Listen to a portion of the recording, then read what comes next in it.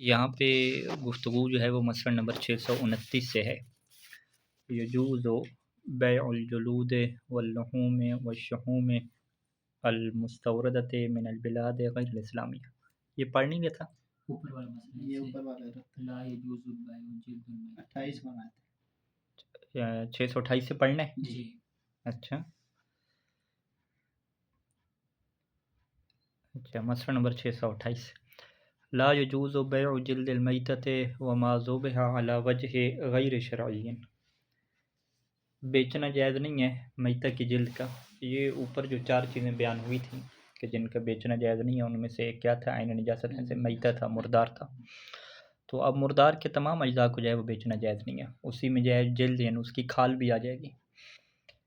اور اسی طریقے سے وما ذبح علی وجہ غیر شرعی، کہ جس سے جو ہے وہ ذبح کیا گیا ہو علی وجہ غیر شرعی، غیر شرعی طریقے سے، من کل حیوان، ہر اس حیوان سے کہ جو کیا ہو محلل الاکل، جو حلال جانور ہو یا وغیرہ ہی، یا حلال کے علاوہ حرام جانور ہو۔ ٹھیک ہے، تو یہ وہی میتہ کی ایک طرح کی تفسیر بھی ہو جائے گی۔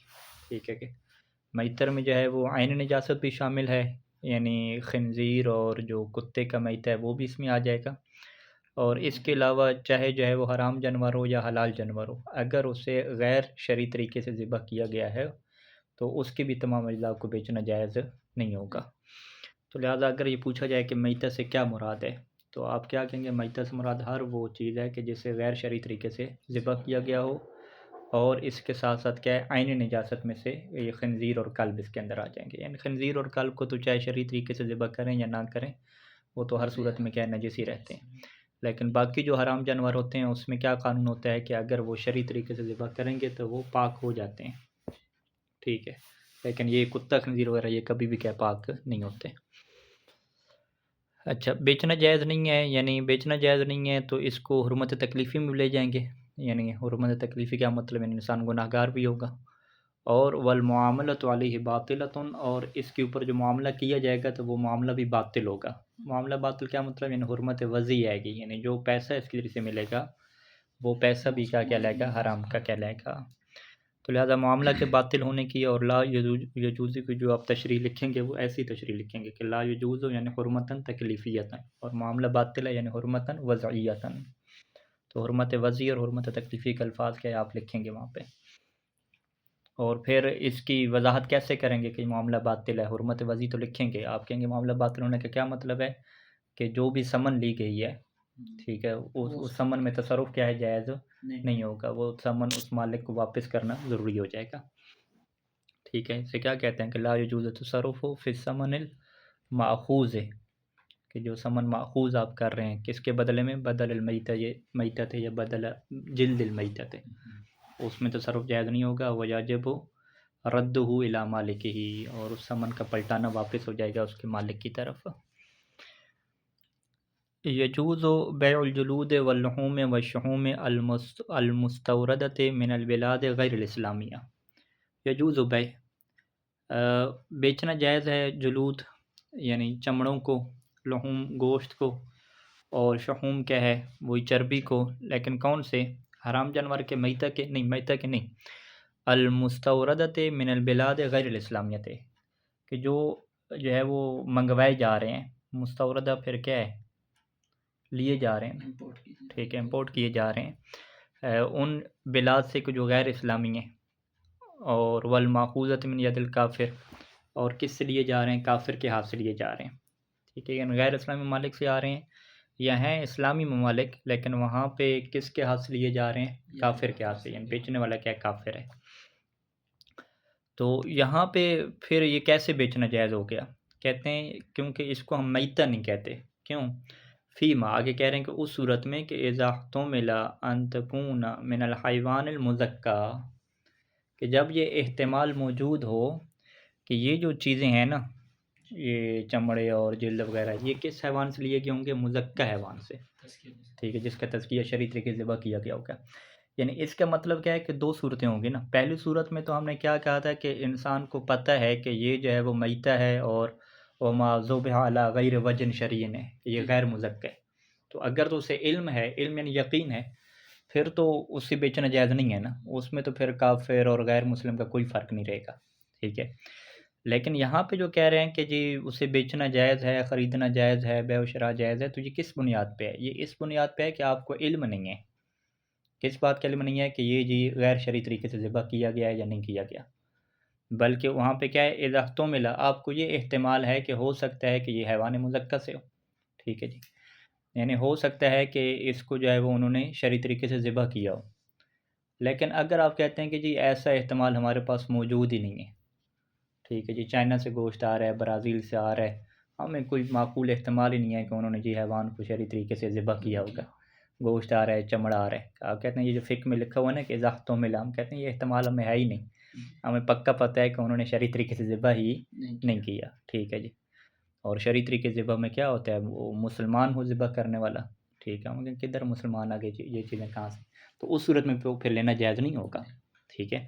تو لہٰذا یہ جو خرید و فروخت ہے نا اس حیوان غیر مذکر کی، اس صورت میں ہوتی ہے کہ جب احتمال پایا جائے، معقول احتمال پایا جائے، یعنی اسے کیا کہتے ہیں، وہ علم والی صورتحال نہ ہو، ظنی صورتحال ہو، ٹھیک ہے۔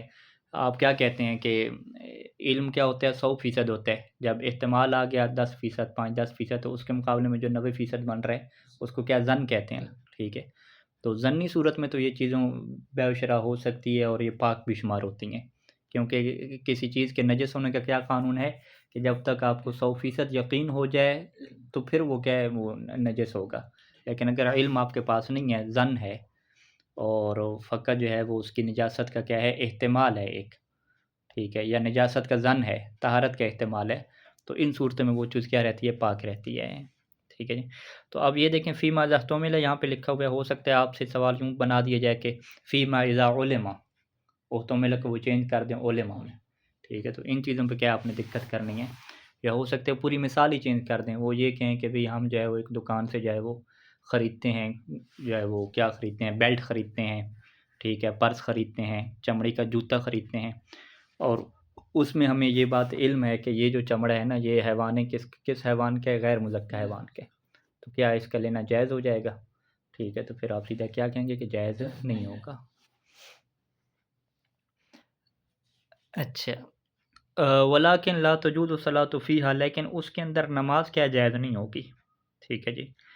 نماز جائز کیوں نہیں ہوگی؟ کیونکہ نماز کے اندر یہ قانون ہے کہ وہ جو حیوان کے اجزاء ہوتے ہیں ان حیوان کے اجزاء میں ہو سکتی ہے یا نہیں ہو سکتی نماز، یعنی اگر وہ حیوان کیا ہے، حرام جانور ہے، تو اس کے اجزاء میں نماز ہو ہی نہیں سکتی، چاہے وہ پاک ہی کیوں نہ ہو، ٹھیک ہے۔ اور اسی سے وہ مسئلہ کیا آتا ہے کہ وہ بلی کے اگر بال وغیرہ لگے ہوئے ہوں تو وہ پاک ہیں گرچہ، لیکن نماز نہیں ہوتے، ٹھیک ہے، وہ مستقل مسئلہ ہے، ٹھیک ہے۔ تو لہٰذا نماز میں کیا ہے، اس کے ساتھ جائز نہیں ہوگی۔ یہ لا یجوز صلاۃ کا تعلق یہ احتمالات کے ساتھ ہے؟ نہیں بات ختم ہوگی، ہاں، یجوز و بیع الجلود فیما یوں ہو جائے گا، یعنی بیع جائز ہو جائے گی فیما اس صورت میں کہ جب احتمال ہو کہ یہ چیزیں کیا ہیں، حیوان مذکر سے لی گئی ہیں، بیع کا حکم واضح ہو گیا۔ آگے یہ ہے کہ بھی ہمیں احتمال ہے کہ یہ حیوان مذکر سے ہے، تو کیا نماز اس کے اندر پڑھ سکتے ہیں؟ کہتے ہیں نماز نہیں پڑھ سکتے، ٹھیک ہے جی، کیونکہ مسئلہ یہاں پہ فقط پاک ہونے کا نہیں ہے، نماز میں ایک اور چیز بھی ہے کہ وہ آپ کو یہ یقین ہو کہ وہ حرام جانور کے اجزاء سے نہیں ہے، اس کا یقین ہونا بھی ضروری ہے، اور چونکہ ہمیں یہاں پہ شک پڑ گیا کیا ہے وہ حرام جانور کے اجزاء سے ہے یا حرام جانور کے اجزاء سے نہیں ہے، تو اس میں نماز نہیں پڑھ سکتے۔ کوئی اصل ہمارے پاس ایسی ہے ہی نہیں نا کہ ہم یہ کہیں کہ جی اصل یہ ہے کہ یہ حرام جانور کے اجزاء سے نہیں ہوگا، کوئی اس طرح کا کوئی قانون ہمارے پاس نہیں ہے۔ تو لہٰذا جس چیز کے بارے میں ہمیں یہ شک ہو کہ ہو سکتا ہے یہ حرام جانور کے اجزاء میں سے ہو سکتا ہے حرام جانور کے اجزاء میں سے نہ ہو، تو اس کے ساتھ نماز بھی نہیں پڑھ سکتے اور اسے کھا بھی نہیں سکتے، یعنی صالۃ الحلیت وہاں پہ جاری نہیں ہوتی، نماز اس کے اندر صحیح نہیں ہوتی، لیکن وہ پاک شمار ہو جاتی ہے، ٹھیک ہے۔ وَيَحْرُمُ أَكْلُهَا، اور اس کا کھانا بھی حرام ہو جائے گا، ٹھیک ہے، مَا لَمْ يُحْرَزْ، جب تک یقین نہ ہو جائے، ثابت نہ ہو جائے کہ أَنَّهَا مِنَ الْحَيْوَانِ الْمُزَكَّى، ٹھیک ہے، جب تک حیوان مزکہ سے اس کا ہونا ثابت نہ ہو جائے تو اس کا کھانا بھی کیا رہے گا، حرام رہے گا۔ وَهَكَذَا، اور یہ بالکل یہی حکم ہوگا کہ فی ما اُخِذَ من ید المسلم اذا علم انه قد اخذه من ید الکافر، بالکل یہی حکم ہوگا کہ جب ان چیزوں کو لیا جائے مسلمان کے ہاتھ سے، اور اذا علما، اور جب یقین ہو کہ انہ قد اخذہ من ید الکافر، کہ اس مسلمان نے اس کو کہاں سے لیا ہے؟ کافر سے لیا ہے. یعنی اس نے دکان تو ہمارے محلے میں بنائی ہوئی ہے، لیکن پیچھے چیزیں کس سے لے کر آ رہا ہے؟ چمڑا وغیرہ کافر سے لے کر آ رہا ہے. اور من غیر استعلام عن تزکیت ہی، اور اس نے کیا ہے کافر کے ہاتھ سے لیا ہے، اور اس نے بھی کیا معلومات لی نہیں ہے اس کے تزکیہ کے متعلق. ٹھیک ہے، یعنی اس نے اپنا مال اٹھانا ہے، اس کو کیا غرض کہ تزکیہ ہوگا یا تزکیہ نہیں ہوگا. ٹھیک ہے، تو اگر آپ کو یہ اس بات کا جو ہے وہ پتہ ہو کہ اس بندے نے کافر سے لیا ہے، اور کافر سے بھی تحقیق کر کے نہیں لیا کہ آیا یہ جو ہے نا جو آپ مجھے چمڑا دے رہے ہیں یہ اس جانور کا ہے جس سے شرعی طریقے سے ذبح کیا گیا ہے، یا اس جانور کا نہیں ہے، گوشت آیا وہ حلال جانور کا دے رہے ہیں، حرام جانور کا دے رہے ہیں، یا ایسی کیا لے کر آ گیا، تو پھر کیا ہے اس کے اوپر وہی احکام جاری ہو جائیں گے جو ید کافر کے کیا جاری ہوتے ہیں. ٹھیک ہے، تو یہ کتنی صورتیں ٹوٹل ہوں گی اس مسئلے کے اندر؟ 3 صورتیں ہوں گی. ایک بیع و شراء کی ہوگی، دوسری نماز پڑھنے کی ہوگی، تیسری کیا ہے کھانے پینے کی ہوگی. تو یہ ساری شروط کیا ہے آپ دوبارہ سے ایک دفعہ دیکھ لیں، اس کو پکا کر لیں. اچھا، بیع اس کے بعد اس کی وضاحت نہیں کی. اگر اس میں وضاحت ہو کہ اگر آپ کہیں کہ وہ چیزیں جو ہیں وہ بلاد اسلامیہ سے لی ہوں، مثلا شروع میں کیا کہا تھا؟ بلاد غیر اسلامیہ کی بات کی نا. اگر وہ بلاد اسلامیہ سے لی ہوں یا مسلمان کے ہاتھ سے لی ہوں تو پھر تو وہ کیا پاک شمار ہو جائیں گی. اور ہاں پھر اس میں کیا ہوتا ہے کہ اس میں پھر الٹ صورت ہوتی ہے کہ آپ کو یہ یقین ہو جائے کہ ان لوگوں نے جو ہے وہ اس کو شرعی طریقے سے ذبح نہیں کیا. وہاں پہ پھر یقین ہونا ضروری ہوتا ہے کس چیز کا؟ غیر مزکہ کا. لہٰذا وہاں پہ جو ضنی صورتیں ہوتی ہیں، شک والی صورتیں ہوتی ہیں، اس میں تحقیق ضروری نہیں ہوتی. انسان اس کو پاک سمجھتا ہے اور حلال بھی سمجھتا ہے، اگر مسلمانوں کی مارکیٹ سے آ رہی ہے اور مسلمان سے آ رہی ہے، جب تک کہ انسان کو 100% یقین نہ ہو جائے کہ انہوں نے جو ہے وہ صحیح طریقے سے ذبح ہی نہیں کیا، اور کیا نام ہے یہ مردار کی چیزیں بیچ رہے ہیں. ٹھیک ہے، تو پھر وہ حرام ہوگی. وگرنہ ظن والی صورت میں، شک والی صورت میں وہ چیزیں پاک رہتی ہیں اور حلال رہتی ہیں. تو لہٰذا اسی طریقے سے یہاں پہ اب آپ غور کریں کہ مثال کے طور پہ وہ سوال میں کیا ہے؟ من البلاد غیر الاسلامیہ لکھا ہوا، وہ غیر کو کاٹ کے کیا ہے من البلاد الاسلامیہ لکھ دیں اس طریقے سے. تو آپ کو یہ قانون پتہ ہونا چاہیے کہ بلاد اسلامیہ اور جو کافر کے مسلمان کے ہاتھ سے لینے کے جو قوانین ہیں، اس میں انسان کو جو ہے وہ اگر احتمال ہو کہ یہ غیر مزکہ سے ہے تو وہ بھی کیا ہے درست ہو جاتا ہے وہاں پہ کام. ٹھیک ہے. اچھا، اگلا جو مسئلہ ہے کہ بیع المال المغصوب باطل، کہ مال مغصوب کا جو بیچنا ہے وہ باطل ہے. یعنی غصب مال کیا کہ بیچ رہے ہیں، اور ہمیں پتہ ہے کہ یہاں جو اس بازار میں کیا ہے چوری کے موبائل بک رہے ہیں، تو ہم جو ہے وہ چیزیں نہیں خرید سکتے کیونکہ یہ ہمارے لیے کیا ہے واضح ہو گئے. ان کے لیے بیچنا جائز نہیں ہے اور ہمارے لیے خریدنا بھی جائز نہیں ہے. ویجب علی البائع، اور بائی کے اوپر کیا واجب ہو جاتا ہے؟ ٹھیک ہے، یعنی بیع المال المغصوب باطل جب کہا نا، تو باطل کی تفسیر کیا ہوتی ہے؟ کسی بھی معاملہ کے باطل ہونے کی تفسیر آپ یہی کرتے ہیں کہ جو ثمن ملتی ہے نا اس کو پیسہ، وہ اس کا مالک نہیں بنتا، اور اس ثمن کو کیا ہوتا ہے مالک کی طرف پلٹانا واجب ہو جاتا ہے، رد کرنا واجب ہو جاتا ہے. تو یہ باطل کی تفسیر ہے. یعنی باطل ہونے کا کیا مطلب ہے کہ یجب علی البائع رد، کہ بائع کے اوپر واجب ہے کہ رد واپس پلٹا دے. کس چیز کو؟ ما اخذہ، کہ جو اس نے لیا ہے. کیا لیا ہے؟ من الثمن، جو اس نے ثمن لیا ہے وہ واپس پلٹا دے. کس کی طرف؟ الی المشتری، مشتری سے واپس پلٹا دے. کیوں؟ کیونکہ آپ کیا کہیں گے کہ یہ بیع باطل ہے. بیع باطل ہونے کا کیا مطلب ہے کہ بائع جو ہے نا بیچنے والا، وہ اس کا مالک نہیں بنتا. لا یملک الثمن فلذا یجب علیہ رد ھذا الثمن الی المشتری. تو یہ کلی یعنی کہیں پر بھی آپ کے پاس آ جائے نا اس طرح کا مسئلہ کہ معاملہ باطل ہے، تو اس کی آپ تشریح یہی کریں گے کہ اس میں 2 نقطے اہم ہوتے ہیں باطل میں. آپ یہ لکھتے ہیں کہ وہ مالک نہیں بنے گا، دوسرا کیا لکھیں گے؟ اس کے لیے واپس پلٹانا کیا ہو جائے گا؟ ضروری ہو جائے گا. اذا لم یکن من قصد المشتری اعطاء ثمن للبائع، اذا لم یکن اگر نہ ہو، کیا چیز نہ ہو؟ من قصد المشتری، مشتری کا یہ قصد نہ ہو، ارادہ نہ ہو کہ اعطاء ثمن للبائع، کہ وہ بائع کو پیسہ دے گا. ٹھیک ہے، مشتری یعنی چیز خریدنے چلا گیا، اس کا پروگرام کیا ہے کہ پیسہ میں نہیں دوں گا. اچھا، او قصد عدمہ، یعنی پہلا کیا ہے کہ اس کا قصد نہیں ہے پیسہ دینے کا، یا دوسرا کیا ہے کہ او قصد، یا اس کا قصد ہے کس چیز کا؟ عدمہ، پیسہ نہ دینے کا قصد ہے. ٹھیک ہے، یعنی بڑی پکی بات ہے. ایک دفعہ تو اس نے یہ ارادہ کیا ہونا ہے کہ میں جو ہے وہ پیسہ نہیں دوں گا. ایک دفعہ اس نے قصد کیا ہے کہ عدمہ، کہ میں پیسہ نہیں دوں گا. اچھا، دونوں ایک ہی چیزیں ہوں گی. اذا لم یکن من قصد المشتری، اگر مشتری کا قصد نہ ہو. کون سا قصد نہ ہو؟ اعطاء ثمن للبائع، بائع کو ثمن دینے والا قصد نہ ہو. ہاں، اس میں کیا ہے؟ پیسے دینے والا قصد. دوسرے میں کیا ہے کہ لم یکن من قصد، اس میں کیا ہے قصد نہ ہو پیسہ دینے والا. دوسری صورت کیا ہے کہ قصد ہو اس کا، لیکن قصد کس کا ہو؟ پیسے نہ دینے کا قصد ہو. بات ایک ہی ہوگی نا. ٹھیک ہے، لیکن نتیجہ کیا ہے کہ ایک دفعہ ہم اس سے پوچھتے ہیں کہ ہاں بھئی آپ جو ہے نا پیسہ نہیں دو گے، اس نے کہا میں نے ارادہ نہیں کیا ابھی تک. کس چیز کا ارادہ نہیں کیا؟ پیسہ دینے کا. یعنی پیسہ دینے کے والے سے نو کمنٹ پالیسی ہے. اسے کیا کہتے ہیں؟ نو کمنٹس پالیسی. یعنی ابھی تک کوئی نیت نہیں کی اور ارادہ نہیں ہے پیسہ دینے کا. دوسری طرف دوسری صورت کیا ہوتی ہے کہ نہیں، اس نے کہا جی میں نے ارادہ پکا کر لیا کہ نہیں دیں گے پیسہ. ٹھیک ہے، تو دو باتوں میں کیا فرق ہے؟ جو پہلی والی بات ہے وہ تھوڑی ہلکی ہے. ٹھیک ہے، اس میں اس بندے نے ابھی تک ارادہ نہیں کیا پیسہ دینے کا، لیکن کیا پیسہ نہ دینے کے اوپر پکا ارادہ کر لیا ہے؟ کہتے نہیں یہ ضرورت نہیں ہے. ابھی فی الحال کیا ہے؟ نو کمنٹس پالیسی چل رہی ہے. فی الحال اس کا ارادہ نہیں ہے پیسہ دینے کا. پہلے والے میں ممکن ہے کہ ہو سکتا ہے ہاں ممکن ہے کہ دے دے. ہاں سوچا نہیں ہے اس نے. ہاں پیسے دینے کی اس نے نیت نہیں کی. دوسرے میں تو سوچ لیا کہ دینے ہی نہیں ہے. یوں فرق ہو جائے گا. تو اس میں کیا ہو جائے گا؟ کہتے ہیں کہ اگر اسی طرح کا اس کا ارادہ نہ ہو، یعنی اس نے سوچا نہ ہو پیسہ دینے کے متعلق، یا پیسہ نہ دینے کا سوچ لیا، تو ان دونوں صورتوں میں کہتے ہیں کہ لم یبطل البیع، بیع جو ہے وہ باطل نہیں ہوگی. ٹھیک ہے جی، کیونکہ اس نے عقد کر لیا نا. عقد کرنے کے بعد بیع باطل نہیں ہوگی، بلکہ وہ یلزمہ بیع صحیح ہو جائے گی. بیع صحیح ہونے کا کیا مطلب ہوتا ہے کہ جو یہ چیز لے گا وہ اس کی ملک میں آ جائے گی. ٹھیک ہے، وہ یلزمہ، اور اس کے اوپر کیا لازم ہو جائے گا کہ اعطاؤہ یعنی اعطاء الثمن، کہ یہ پیسہ دے بعد شراء، چیز خریدنے کے بعد پیسہ دینا اس کے اوپر لازم ہو جائے گا. ٹھیک ہے، اور اگر نہیں دے گا پیسہ تو اگلا بندہ کیا ہے؟ بیع فسخ بھی کر سکتے ہیں. ٹھیک ہے، لیکن بیع صحیح ہو جائے گی، یعنی ابھی جو چیز اس نے لیا وہ اس کی ملک میں آ جائے گی. وَكَذَلِكَ، اور یہی صورتحال ہوگی، یعنی بیع باطل نہیں ہوگی، اذا قصد، جب اس کا ارادہ کیا ہو کہ ان یعطی ثمن من الحرام، کہ وہ پیسہ تو دے گا لیکن حرام سے دے گا. اب حرام والا جو پیسہ ہے وہ اگلا بندہ اس کا مالک نہیں بنتا نا، یعنی پیمنٹ ہوتی نہیں ہے اس کی، تو حرام والے پیسے کو دینا بھی جائز نہیں ہوتا. تو لہٰذا اس کے لیے کیا واجب ہو جائے گا؟ کذالک. کذالک کی تفسیر کیا کریں گے؟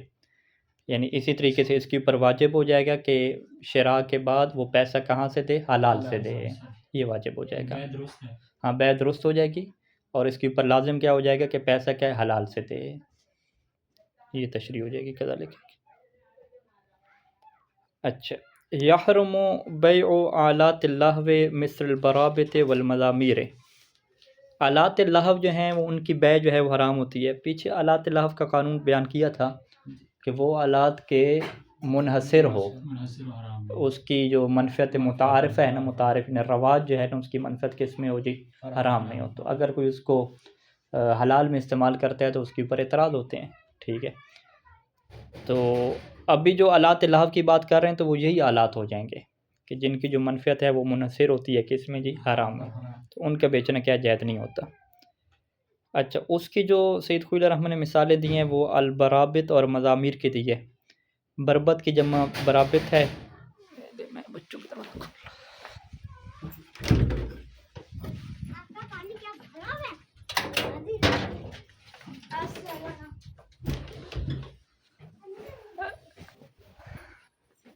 اچھا، برابط کی جو جمع ہے، برابط خود جمع ہے بربط، یعنی یہ بھی وہی ہے، گانے بجانے والے ایک آلات ہوتے ہیں. ٹھیک ہے، مزید آپ اسے سرچ کریں کس طرح کا ہوتا ہے. تو وہ کہتے ہیں وہ سینگ کی طرح کا ہوتا ہے، یوں کر کے لمبا کر کے، اردو میں سے کیا کہتے ہیں. ٹھیک ہے، اور مزامیر کیا ہے؟ وہ یہ بانسری کو کہتے ہیں. ٹھیک ہے، تو اس کا مطلب کیا ہے کہ یعنی سید خوئی الرحمن کے زمانے میں یہ جو آلات ہیں نا، یہ وہی متعارف کس کے لیے تھے؟ وہی لہو کے لیے تھے نا، یعنی گانوں کے لیے متعارف تھے. ابھی تو حالات چینج ہو چکے ہیں. ٹھیک ہے، 2026 میں یہ چیزیں کیا ہے؟ متعارف ہی کس میں ہو گئی ہیں؟ مشترکہ ہو گئی ہیں. ٹھیک ہے سارے. بہرحال اچھا، یہ بانسری کی خرید و فروخت وقت حرام ہے یا اس کا بجانا بھی حرام ہے؟ بجانا بھی حرام ہے، ہر چیز حرام ہے. وہ کس وجہ سے؟ کیونکہ یہ متعارف کس کے لیے ہے؟ حرام کے لیے ہے. لیکن ابھی ہم کیا کہیں گے کہ متعارف حرام کے لیے تو نہیں رہی نا، مشترکہ ہو گئی ہے نا بانسری. ٹھیک ہے، بانسری اور میوزک کے جتنے آلات ہیں ابھی سارے کہتے ہیں کہ نغمے بھی اسی کے اوپر بن رہے ہیں، اور نوحے بھی اسی کے اوپر بن رہے ہیں، اور منقبتیں اسی کے اوپر بن رہی ہیں. یعنی یہ حرام میں فقط منحصر نہیں ہے، حرام میں منحصر یعنی ختم ہو گیا، انحصار یعنی دور ترقی کر گیا، کیوں کہتے ہیں نا. تو یعنی یہ بات پھر اسی دور کی ہو جائے گی نا کہ جس میں منحصر تھا حرام میں، متعارف طور پہ، متعارف یعنی اس کا کیا تھا، کوئی حرام والا استعمال تھا۔ والاحوط الاجتناب، اور احوط کیا ہے کہ اجتناب عن بیع المزامیر التي تصنع للعب الاطفال، کہ ان مزامیر کے بیچنے سے بھی اجتناب کیا جائے کہ جو بنائے جاتے ہیں للعب الاطفال، بچوں کے کھیلنے کے لیے۔ اچھا، یہاں پہ اب بچوں کا کھیلنا اور ایک جو ہے نا فاسق لوگوں کا استعمال کرنا، دو چیزوں میں فرق ہے۔ ٹھیک ہے، فاسق جو لوگ ہیں وہ تو گانے میں اور ان چیزوں میں استعمال کرتے ہیں جو بری چیزیں ہیں، لیکن بچے جو استعمال کرتے ہیں وہ تو اپنی کھیل کود میں استعمال کر رہے ہیں۔ تو ایک جو بانسری ہے وہ ہے بچوں والی ہے، ٹھیک ہے، اس کو تو فاسق لوگ بھی اپنی محفل میں استعمال نہیں کریں گے۔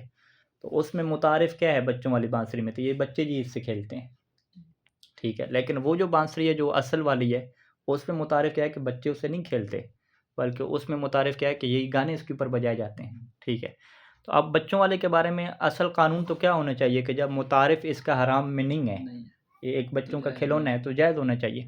لیکن سید خوئی الرحمن اس کے اوپر کیا ہے احتیاط لگائی، ٹھیک ہے، کیونکہ وہ آپ کیا کہیں گے کہ یہ بانسری وہی ہے، اصل میں اسی کی ایک طرح کی شیپ بنائی گئی ہے، تو لہٰذا اس سے کیا احتیاط کرنا کیا ضروری ہے۔ اب یہاں پہ یہ سوال ہوگا کہ یہ احوط جو ہے یہ وجوبی ہوگی یا استحبابی ہوگی، ٹھیک ہے۔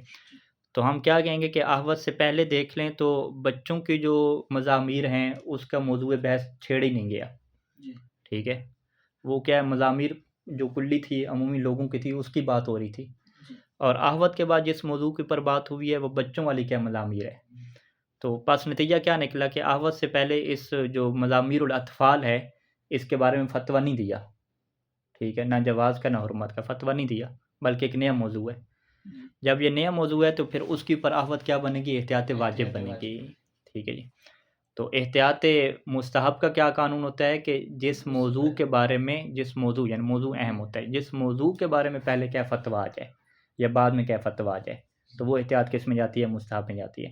لیکن جس موضوع کے بارے میں فتویٰ پہلے ہو ہی نہیں بلکہ وہ ایک نیا موضوع ہو، ٹھیک ہے، تو ہم کیا کہیں گے کہ لأن مضامیر الاطفال موضوع جدید، موضوع جدید کیا مطلب، یعنی لا یوجد علیہ فتویٰ سابق ولا لاحق، اس کے اوپر نہ فتویٰ سابق موجود ہے نہ فتویٰ لاحق موجود ہے، تو پس ثابت کیا ہو جائے گا کہ احوط سے مراد کیا ہو جائے گی، وجوبی ہو جائے گی، کیونکہ مضامیر الاطفال کے اوپر پہلے سے فتویٰ موجود ہی نہیں ہے، نہ حرمت کا نہ جواز کا، ٹھیک ہے۔ تو یہ اگر کوئی تشریح پوچھے کہ اس احوط کی تشریح آپ وجوب سے کیوں کرتے ہیں یا احوط سے مراد وجوبی کیوں ہے، تو آپ سیدھے سیدھے کیا کہیں گے کہ مضامیر الاطفال کے بارے میں فتویٰ موجود نہیں ہے ثابت، ٹھیک ہے۔ جو فتویٰ مضامیر کے بارے میں موجود ہے وہ تو مضامیر اطفال سے ہٹ کے جو عام معاشرے میں رہ جائے اس کی بات ہو رہی ہے۔ وَأَمَّا الْآلَاتُ الْمُشْتَرَكَةُ، لیکن آلات لہو جو مشترکہ ہو چکے ہیں، ٹھیک ہے، یعنی التي تستعمل فی الحرام تارة وفی الحلال اخرى، کہ جنہیں کبھی جو ہے وہ حرام میں استعمال کی جاتے ہیں اور کبھی حلال میں استعمال کی جاتے ہیں۔ مثال تو آج کے دور کی مضامیر بانسری لے لیں، ٹھیک ہے، دونوں جگہ پہ چل رہی ہے، یعنی ولا تنحصر منفعتها المتعارفہ فی الحرام، یعنی اس کی جو متعارف منفعت ہے وہ حرام میں منحصر نہیں ہو چکی، ٹھیک ہے، دونوں جگہ پہ برابر کام جاری ہے۔ فلا باس ببیع و شراء، تو پھر تو اس کی بیع و شراء میں کوئی حرج نہیں ہے اور اس کے استعمال میں بھی کیا کوئی حرج نہیں ہے۔ اب اس کی جو ہے وہ مثالیں سید خوئی الرحمن کون سی دے رہے ہیں، ریڈیو کی مثال دے رہے ہیں جو آج کل ختم ہو چکا ہے، ریڈیو فقط موبائل میں آتا ہے ریڈیو نا، ٹھیک ہے، الگ سے ختم ہو گیا۔ اسی طریقے مسجلہ کسے کہتے ہیں، ریکارڈر جو ہے، ٹھیک ہے، ٹیپ ریکارڈر جو ہو گیا، ٹھیک ہے۔ تو یہ جو ریڈیو اور ٹیپ ریکارڈر ہے دونوں کاموں کے لیے یوز ہوتے ہیں، ٹھیک ہے۔ یا ہمارے سامنے اس کی مثال کیا ہو جائے گی، موبائل کی استعمال ہو جائے گی، ٹھیک ہے۔ موبائل جو ہے وہ فقط آلات لہو میں سے نہیں ہے، انٹرنیٹ جو ہے وہ اس کی مثال آلات لہو میں نہیں جائے گی، مشترکہ استعمال ہو رہے ہیں، ٹھیک ہے۔ وَأَمَّا التلفزیون، جہاں تک ٹیلی ویژن کا تعلق ہے، اس زمانے میں نیا نیا ٹیلی ویژن آیا تھا اور وہی لوگ ڈش لگواتے تھے، ٹیلی ویژن لیتے تھے جنہوں نے گانے سننے ہوتے تھے، فلمیں دیکھنی ہوتی تھیں، یعنی اس کا استعمال کیا تھا، منحصر تھا حرام میں، ٹھیک ہے، کیونکہ وہاں پہ ابھی مولوی گئے ہی نہیں تھے، ٹھیک ہے، اچھے لوگ نہیں گئے تھے۔ تو فَإِنْ عُدَّ فِي الْعُرْفِ مِنْ آلَاتِ اللَّهِ، ٹیلی ویژن کے بارے میں کیا کہہ دیا کہ بھی آپ کے اپنے معاشرے کا قانون ہے، اس میں آپ دیکھیں فَإِنْ عُدَّ، یعنی اگر اسے شمار کیا جائے فی العرف، آپ کے عرف یعنی آپ کے معاشرے میں، من آلات اللَّهِ، آلات اللہ میں سے اسے شمار کیا جائے، فلا یجوز بیع و شراء، تو پھر تو اس کی بیع و شراء جائز نہیں ہوگی، ٹھیک ہے۔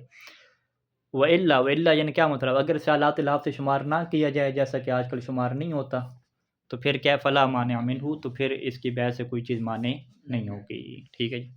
تو آپ کیا کہیں گے کہ اگر یہ سوال ہے کہ ٹیلی ویژن کی جو حرمت ہے بیع و شراء کی وہ کس بنیاد پہ ہوگی، تو آپ کیا جواب دیں گے کہ سید خوئی اللہ رحمہ کا تلفزیون جو ہے اس کی حرمت کا فتویٰ کس بنیاد کے اوپر ہے؟ یعنی عرف کیا؟ ہاں آپ کہیں کیونکہ عرف کے یہاں اسے شمار کیا جاتا تھا آلات اللہ میں، یعنی اس کی جو منفعت متعارفہ تھی وہ کیا تھی، حرام والی تھی، اس وجہ سے کیا ہے، لیکن اب بھی منفعت متعارفہ حرام میں سے نہیں ہے تو اسی وجہ سے نہیں ہے۔ تو اگر کوئی پوچھے کہ مزمار مثلا بانسری کو فقہا کیوں حرام کہتے تھے، تو اس کا بھی یہی ہے کیونکہ منفعت متعارفہ جو منصر تھی وہ حرام میں تھی، اسی وجہ سے اسے حرام کہتے تھے، ٹھیک ہے۔ تو نئے جدید فقہا کیوں حلال کہہ رہے ہیں، ٹھیک ہے، وہ موضوع بدل گیا کیونکہ موضوع بدلنے سے ابھی دونوں میں استعمال ہو رہے ہیں، مشترکہ ہو گئے، یعنی پہلے فقہا ٹیلی ویژن اور ڈش کو حرام کہتے تھے، ابھی کیوں حلال کہہ رہے ہیں، ٹھیک، موضوع بدل گیا نا، ٹھیک، موضوع اور عرف کے بدلنے کی وجہ سے۔ یعنی یہ نہیں ہے کہ جو کہتے ہیں جی پہلے کیونکہ ان کے اپنے یوٹیوب چینل نہیں ہوتے تھے، خود ٹی وی پہ نہیں آتے تھے تو وہ حرام کہہ دیتے تھے، ابھی جب خود آنا شروع ہو گیا تو پھر حلال ہو گیا، ٹھیک ہے۔ تو اس طرح نہیں ہے کہ کوئی اپنا کوئی سیاسی مقصد ہے، نہیں، موضوع کیا بدل گیا، آلات اللہ کا جو عنوان ہے وہ ختم ہو گیا اس کے اوپر۔ اچھا، وہ اما الاسغاء، بہرحال جہاں تک تعلق ہے کہ یہ آلات اللہ میں سے جس میں سے بھی ہو، اسغاء الی برامج، سننا، اسغاء کسے کہتے ہیں، غور سے سننا، اس کے وہ برامج یعنی وہ پروگرام المحللہ جو حلال پروگرام ہے، یعنی جس کے اندر فساد اور فحاشی کی باتیں نہیں ہیں، اس کو سننا، و نظر الیہ، اور اس کو دیکھنا حلال برامج کو، فلا باس بہما، تو ان دونوں کے اوپر کوئی حرج نہیں ہے، یعنی اسغاء اور نظر اس کے اوپر تو کوئی حرج نہیں ہے، یعنی ایک بندہ خریدتا نہیں ہے ان چیزوں کو، فقط جا کے جو ہے وہ اس کو سنتا ہے۔ ان فرض کریں کہ اگر ہم یہ کہیں کہ جو سینما ہے یہ متعارف جو ہے وہ معاشرے میں یوں استعمال ہو رہا ہے کہ یہ فقط جو ہے وہ کوئی فلمیں دیکھنے کے لیے، حرام کے لیے، ٹھیک ہے، اگر وہاں پہ کوئی مجلس وغیرہ سنتا ہے، ٹھیک ہے، اس کے اوپر تو وہ سننا کیا حلال ہو جائے گا، حرام نہیں ہو جائے گا، یعنی اگر سن رہا ہے، استعمال نہیں کر رہا، فقط سننا کام ہے، لیکن جو اسے استعمال کر رہا ہے اس میں وہ تو حرام ہو جائے گا، کیونکہ وہ آلات اللہ کو استعمال کر رہا ہے، چاہے آلات اللہ کو کس میں استعمال کر رہا ہے، حلال میں استعمال کر رہا ہے۔ تو ہم کیا کہیں گے کہ کیونکہ آلات اللہ کا جو متعارف جو منفعت تھی وہ حرام میں منحصر تھی، تو اس کو حلال میں بھی استعمال کرنا جائز نہیں ہوتا۔ اچھا، یہ مسئلہ واضح ہے انشاءاللہ۔ اگلا ہے کہ یحرم بیع العنب والتمر، عنب اور تمر کیسے کہتے ہیں، انگور اور کھجور، انگور اور کھجور سے کیا بنتی ہے، شراب بنتی ہے نا، تو پھر اس انگور اور کھجور کو آپ بیچ رہے ہیں شراب کی کمپنیوں کو، ہمیں پتہ ہے کہ وہ اس سے شراب بنائیں گے، تو کیا یہ بیع حرام ہوتی ہے یا حرام نہیں ہوتی؟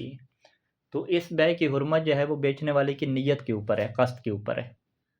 اگر اس کا یہ قصد ہے کہ میں اس لیے بیچ رہا ہوں کہ تاکہ وہ اس سے شراب بنائے، تو پھر تو یہ بیع کیا حرام ہو جائے گی، لیکن اگر اس کی یہ نیت نہ ہو کہ اس سے شراب بنائے، اس نے کہا میں نے کوئی ایسا قصد نہیں کیا کہ اس سے شراب ہی بنائے، ہاں اگلے لوگ اس سے شراب بنائیں گے تو یہ ان کا پھر اپنا فیل ہو جائے گا، اس کے لیے بیع کیا ہو جائے گی، جائز ہو جائے گی، یہ فقط اپنے کاروبار کو دے گا، ہاں اپنے کاروبار کو بھی، یعنی قصد کے اوپر، جیسے موبائل بیچتے ہیں، یعنی موبائل دکاندار بیچ رہا ہے، اسے پتہ ہے کہ میں جس کو بیچ رہا ہوں اس کو غلط یوز کرے گا، ٹھیک ہے، تو بیع کی، موبائل کی بیع کیا ہو جاتی ہے، حلال ہو جاتی ہے۔ وہ کس بنیاد پہ حلال ہوتی ہے کہ اس کا یہ قصد نہیں ہوتا کہ وہ اس کو حرام میں استعمال کریں، وہ تو کلی چیز بیچ رہے ہیں نا، ٹھیک ہے۔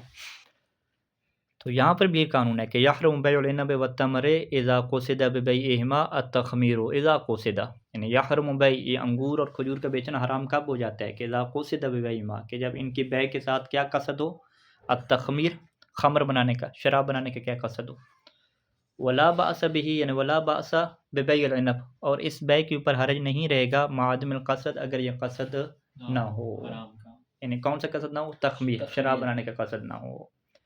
وَإِنْ عَلِمَ الْبَائِعُ، اگرچہ بائع کو یہ بات پتہ ہو، اس کے لیے یہ بات یقینی ہو کہ ان المشتری یصرفه فیہ، کہ مشتری اس عنب اور تمر کو کس میں استعمال کرے گا، شراب میں استعمال کرے گا، یعنی اسے پتہ ہے کہ یہ استعمال کس میں کرے گا، شراب میں، حرام میں استعمال کرے گا، لیکن یہ پھر بھی کیا بیچ سکتا ہے کیونکہ اس کا قصد یہ نہیں ہے کہ وہ اسے حرام میں استعمال کرے ہیں، ٹھیک ہے۔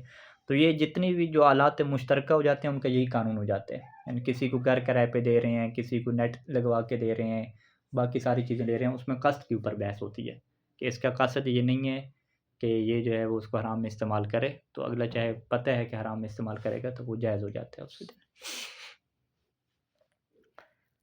اچھا، یحرم تصویر ذوات الارواح من انسان وغیرہ، ایک چیز تصویر ہے، تصویر کا کسے کہتے ہیں، وہ بنانا، تصویر، ہاتھ سے جو تصویر بنائی جاتی ہے، ٹھیک ہے، جس سے ہم پرانے زمانے میں جسے مصور کہتے تھے، ابھی تو فوٹوگرافی آ گیا نا، فوٹوگرافی والا ہاتھ سے تصویر تو نہیں بناتے نا، وہ کون بنا رہا ہوتا ہے؟ کیمرہ بنا رہا ہوتا ہے، ٹھیک ہے۔ تو فوٹوگرافی کو تو ہمارے فقہا حرام نہیں کہتے، کیونکہ وہ اصلاً ہاتھ سے تصویر بنانا ہے ہی نہیں، ٹھیک ہے۔ جو ہاتھ سے اور قلم سے تصویر بنانا ہے، تو اس تصویر کی کیا دو قسمیں ہوتی ہیں، ایک کو کہتے ہیں تصویر مجسم، ایک کو کیا کہتے ہیں تصویر غیر مجسم۔ تصویر غیر مجسم کیا مطلب کہ وہ جسم کی شکل میں بنائیں گے، جیسے ہم اردو میں کیا کہتے ہیں، بت بنانا، ٹھیک ہے، پتلے وغیرہ بنانا۔ تو پتلے وغیرہ بنانے کو بھی عربی میں کیا ہے، تصویر ہی کہتے ہیں، لیکن اس تصویر کو کیا کہتے ہیں، تصویر مجسم کہتے ہیں۔ اور تصویر غیر مجسم کیا ہے کہ پتلا نہیں بنائیں گے، فقط کیا نقش ہوگا، ٹھیک ہے، ہاتھ سے نقش ہوگا، وہ اسکیچنگ کرنا، ٹھیک ہے۔ تو سید سیستانی دامت اللہ علیہ کا موقف اور باقی فقہا کا موقف یہی ہے کہ اسکیچنگ حرام نہیں ہے، جو ہاتھ سے بنانا نا، انسانوں کی تصویر بنا دیں، جانوروں کی بنا دیں، اسکیچنگ تو اس میں مشکل نہیں ہے۔ لیکن سید خوئی علیہ رحمہ اور کچھ بہت سارے فقہا قدیم وہ یہ کہتے ہیں نہیں، اسکیچنگ بھی کیا حرام ہے، انسان کی اور زیرو کی جو اسکیچنگ کرنا ہے، یعنی تصویر غیر مجسم، وہ بھی کیا حرام ہے۔ تو لہٰذا اسی وجہ سے یہ کیا کہتے ہیں کہ یحرم تصویر ذوات الارواح، کہ ان کی تصویر بنانا حرام ہے جو ذوات ارواح ہیں۔ ذات ارواح کا ترجمہ کیا کہتے ہیں، جاندار، ہاں، صاحب روح، یعنی یہ جانور بھی صاحب روح شمار ہوتے ہیں، ٹھیک ہے۔ اس میں کیا اردو میں کیا کہتے ہیں اس کو، جاندار کہتے ہیں۔ جاندار کے مقابلے میں کیا ہے، جمادات اور نباتات، جمادات اور نباتات نکل جائیں گی، جاندار فقط رہ جائیں گے۔ تو جانداروں کا چاہے تعلق انسان سے ہو یا غیر انسان سے ہو، ان کی تصویر حرام ہے، وَإِن لَمْ يَكُنْ مُجَسَّمًا، اگرچہ تصویر کیا ہو، مجسم نہ بھی ہو۔ وَلَكِنَّهُ يَجُوزُ عَلَىٰ كَرَاهِيَةٍ، لیکن جائز ہے، لیکن یہ جواز بھی کراہیت کی بنیاد پہ ہے کہ اقتناء الصور وبيعها، کہ ان تصویروں کو آپ کیا ہے، اقتناء کریں، اقتناء کا اپنے پاس رکھیں، جمع کریں اور ان کی خرید و فروخت کریں۔ وَإِن كَانَتْ مُجَسَّمَةً، اگرچہ یہ کیا مجسم ہی کیوں نہ ہو۔ یعنی یہاں سے یہ فتویٰ آتا تھا کہ جو بچوں کے لیے یا بچوں کے جو خریدتے ہیں، جو گڑیا وغیرہ خریدتے ہیں، یا بچوں کے لیے جو وہ کیا خرید لیتے ہیں، کتے بنے ہوتے ہیں، ٹھیک ہے، خرگوش بنے ہوتے ہیں، وہ مجسم ہوتے ہیں نا، چھوٹے چھوٹے بنے کھلونے جو بنے ہوتے ہیں، تو یہ پھر خریدنا مکروہ ہو جائے گا، ٹھیک ہے، ہاں، یہ حرام نہیں ہو جائے گا، خریدنا مکروہ ہو جائے گا۔ لیکن اگر خود بنائیں گے اسے تو وہ پھر کس میں چلا جائے گا، حرام میں چلا جائے گا، کیونکہ یہ مجسم ہے اس میں۔ وَأَمَّا تصویر الفوٹوگرافی المتعارف فی عصرنا، لیکن وہ تصویر جو فوٹوگرافی والی ہوتی ہے، کہ جو ہمارے زمانے میں متعارف ہو چکی ہے، کہ اس میں کوئی سکیچ بندہ ہاتھ سے کر ہی نہیں رہا ہوتا، تو فلا باس بھی، تو اس کا کیا ہے، کوئی حرج نہیں ہے۔ اہل سنت والے جو ہیں نا مفتی کچھ، انہوں نے وہ جو روایات تھیں تصویر بنانے کی، انہوں نے ان کو مطلق لیا، انہوں نے کیا یہ فوٹوگرافی کو بھی شامل ہے، تو لہٰذا وہ جو ہے نا تصویریں بنانے کو بھی حرام سمجھتے ہیں، ٹھیک ہے ان کے۔ تو ہمارے یہاں کہتے ہیں نہیں، اس کو اصلاً تصویر نہیں کہتے، جو اس زمانے میں تصویر تھی ہاتھ سے بنانا، وہ والا اس کو کہتی نہیں ہے، یہ کوئی اور چیز ہے، ٹھیک ہے۔ اچھا، اگلا جو ہے 635 نمبر مسئلہ کہ یحرم شراء المأخوذ بالقمار او السرقۃ او المعاملات الباطلۃ، یحرم شراء، خریدنا جائز نہیں ہے، کن چیزوں کو، کہ المأخوذ بالقمار، کہ ایک وہ چیز جسے لیا گیا ہے جوئے سے، جوا جیت کے جو چیز لی گئی ہے، یعنی خود آلات قمار کو نہیں بیچا جا رہا، بلکہ الماخوذ بالقمار، بالقمار یعنی بسبب القمار، ٹھیک ہے، ایک بندہ جو ہے وہ قمار کے ذریعے سے ناجے ہوا اور اس کو شرط والے پیسے ملے، ٹھیک ہے، اب انہی شرط والے پیسوں کے ذریعے سے جو ہے وہ کوئی چیز خریدنا، یہ کیا ہو جائے گا، حرام ہو جائے گا، ٹھیک ہے۔ اب اس سرقہ، اسی طریقے سے چوری کر کے کوئی چیز نے لی ہے، ٹھیک ہے، اس کے ذریعے سے چوری کر کے پیسے لیے، تو چوری والے پیسوں سے خریدنا کوئی چیز، یہ بھی کیا حرام ہو جائے گا۔ اول معاملات الباطلہ، یا کسی بندے نے جب باطل معاملات کیے، ٹھیک ہے، باطل معاملات جس طرح ہم کہتے ہیں ایپس وغیرہ کے پیسے جو لیے جاتے ہیں، تو یہ باطل معاملات ہوتے ہیں، تو ان کا پیسہ بھی وہ جائز نہیں ہوتا تصرف، وہ اصل مالک کو واپس کرنا ضروری ہوتا ہے، تو ان پیسوں سے اگر کوئی جا کے کوئی خرید و فروخت کرتا ہے تو وہ بھی اس کے لیے کیا ہو جاتی ہے، حرام ہو جاتی ہے۔ وہ یجب علی المشتری، اور مشتری کے اوپر، یعنی جو بھی ان سے چیز خرید رہا ہے یہ والی، اس کے اوپر کیا واجب ہو جاتا ہے کہ ان یردہ الی مالک ہی، کہ وہ ان چیزوں کو مالک کی طرف کیا ہے، واپس کر دے، یہ واجب ہو جاتا ہے۔ اچھا، اگلا جو مسئلہ ہے وہ اوراق الجانصیب کا ہے۔ اوراق الجانصیب جیسے ہم کہتے ہیں لاٹری کے ٹکٹ، ٹھیک ہے، تو لاٹری کے ٹکٹ کی اپنی کوئی قیمت نہیں ہوتی، اس کے اندر جو نمبر لکھا ہوتا ہے وہ نمبر کسی کے نام کا نکلے گا تو اسے کیا پیسہ ملتا ہے، ٹھیک ہے۔ تو لاٹری کے ٹکٹ کو کیوں انسان خریدتا ہے، وہ اس کاغذ کے ٹکڑے کے لیے تو نہیں خریدتا نا، وہ پیسہ جو دے رہا ہے 100 روپیہ، وہ کس کے بدلے میں دے رہا ہے؟ وہ اس کے بدلے میں دے رہا ہے کہ ہو سکتا ہے کہ میرا نام نکلے۔ یہ جو میرا نام نکلنے کا قصد ہے نا، اس کو عربی میں کیا کہتے ہیں؟ بقصد تحصیل الربح ہے۔ ربح یعنی میرا بچت ہو جائے، میرا کیا پروفٹ نکلے۔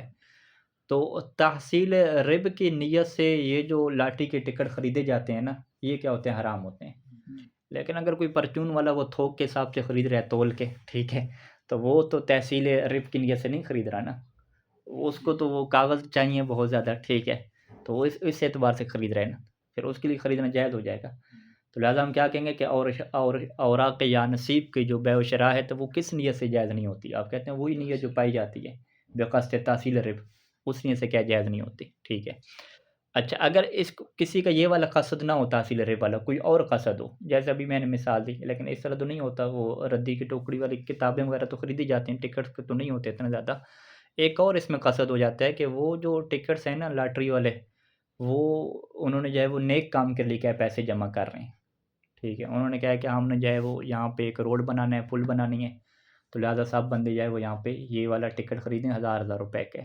ہاں، اگر کسی کا نام نکلا ہے تو اس کو ہم انعام بھی دیں گے، تو وہاں پہ سب لوگ جو ہے وہ پیسہ دیتے ہیں۔ تو اب یہ جو بندہ جمع کر رہا ہے نا، اس کی اپنی کوئی کمائی کرنا مقصود نہیں ہے، اس کا مقصود کیا ہے کہ چلو 4-5 بندوں کا انعام ہم نکال لیں گے، 4-5 لاکھ، جو باقی 1 لاکھ جمع ہوگا اس سے روڈ بنوا لیں گے، ٹھیک ہے۔